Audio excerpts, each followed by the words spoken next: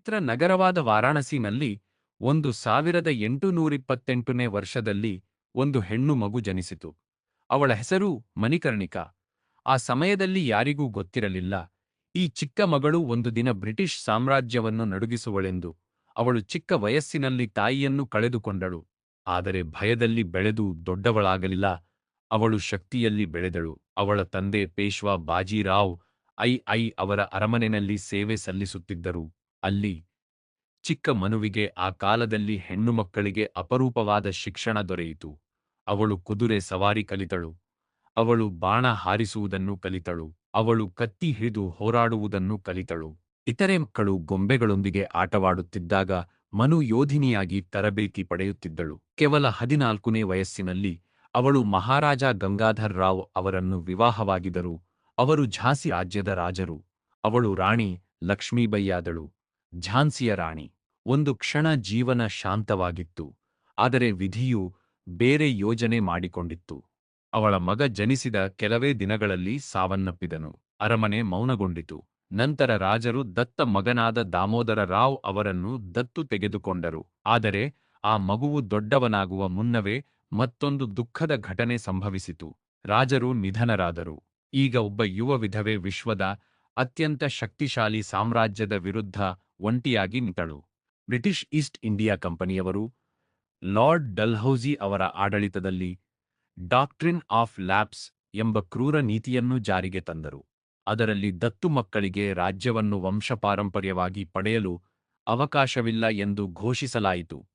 ಝಾನ್ಸಿ ಬ್ರಿಟಿಷರ ಕೈಗೆ ಸೇರುವುದಾಗಿ ಘೋಷಿಸಲಾಯಿತು.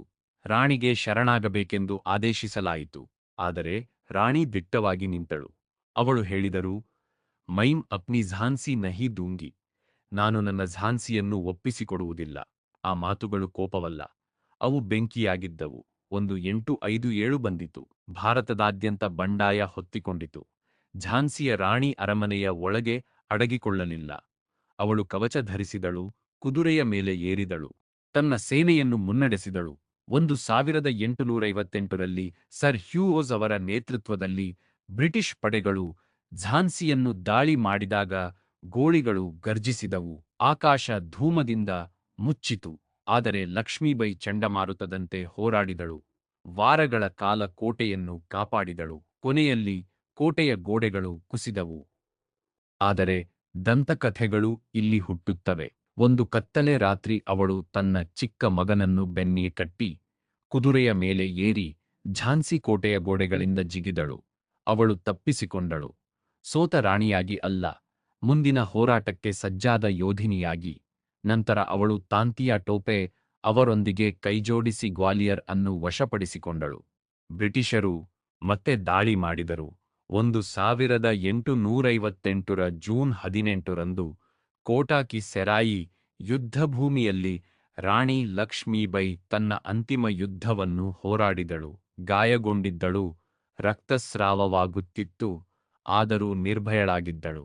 ಅವಳು ಬೇಡಿಕೊಂಡಿಲ್ಲ, ಅವಳು ಹಿಂದೆ ಸರಿದಿಲ್ಲ. ಅವಳು ಸೈನಿಕಳಂತೆ ಪ್ರಾಣ ತ್ಯಾಗ ಮಾಡಿ. ಅವಳಿಗೆ ಕೇವಲ 29 ವರ್ಷ. ಬ್ರಿಟಿಷರು ಅವಳ ಕಥೆ ಅಲ್ಲಿ ಮುಗಿಯಿತು ಎಂದು ಭಾವಿಸಿದರು. ಆದರೆ ಅವರು ತಪ್ಪಿದ್ದರು. ಅವಳು ಧೈರ್ಯದ ಸಂಕೇತವಾಯಿತು, ಸ್ವಾತಂತ್ರ್ಯದ ಸಂಕೇತವಾಯಿತು, ಪ್ರತಿರೋಧದ ಸಂಕೇತವಾಯಿತು. ಕವಯತ್ರಿ ಸುಭದ್ರಾ ಕುಮಾರಿ ಚೌಹಾನ್ ಅವರ ಪ್ರಸಿದ್ಧ ಸಾಲುಗಳಲ್ಲಿ ಅವಳನ್ನು ಅಮರಗೊಳಿಸಿದರು. ಖೂಬ್ ಲಡಿ ಮರ್ಡಾನಿ, ವೋ ತೋ ಝಾನ್ಸಿವಾಲಿ ರಾಣಿ ಥಿ. ಇಂದಿಗೂ ಅವಳ ಪ್ರತಿಮೆ ಎತ್ತವಾಗಿ ನಿಂತಿದೆ. ಕತ್ತಿ ಎತ್ತಿಕೊಂಡು, ಮಗನನ್ನು ಬೆನ್ನಿಗೆ ಕಟ್ಟಿಕೊಂಡು, ಭಾರತಕ್ಕೆ ಸದಾ ನೆನಪಿಸುತ್ತಿದೆ. ಧೈರ್ಯಕ್ಕೆ ಲಿಂಗವಿಲ್ಲ, ಸ್ವಾತಂತ್ರ್ಯ ತ್ಯಾಗವನ್ನು ಬೇಡುತ್ತದೆ. ಅವಳು ಕೇವಲ ರಾಣಿಯಲ್ಲ, ಅವಳು ಒಂದು ಕ್ರಾಂತಿ. ಅವಳು ರಾಣಿ ಲಕ್ಷ್ಮೀಬಾಯಿ.